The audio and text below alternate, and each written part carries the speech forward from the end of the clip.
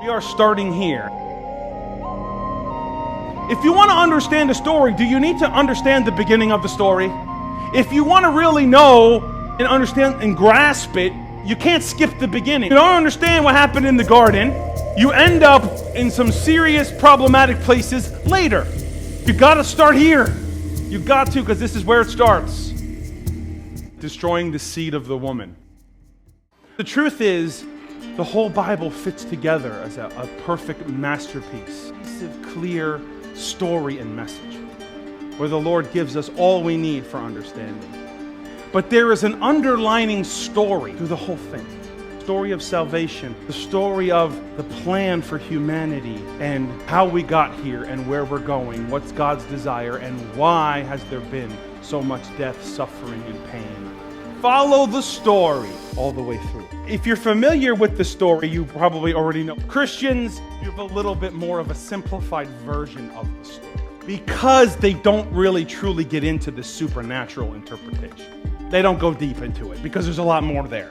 They still kind of don't go into some of the depth of what's going on. What's happened is a lot of modern Christians think of the garden like that picture. They think of Adam and Eve and the little snake and the little apple, and it becomes sterile.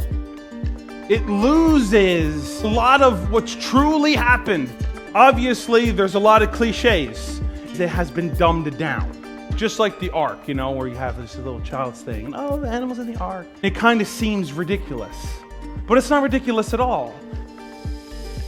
What I want to bring out is, who is the serpent? Why is he there? And what is going on? Those are big questions, aren't they? And a lot of people just get a couple of lines, it's the devil, and then they just leave it. And no one explains it. How do we know it's the devil? A lot of people never ask, how do you know? How do you know?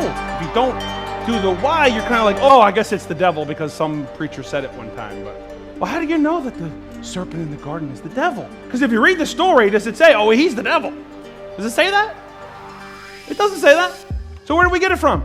So I want to show you from Scripture of where do these things come from? We're going to answer some of those questions. Destroying the seed of the woman is about the curse that the Lord gives Adam and Eve and the serpent after their fall. And the seed of the woman. We're going to follow that trajectory. But in order to get that, we have to understand who is the serpent, why is he there, and what is going on.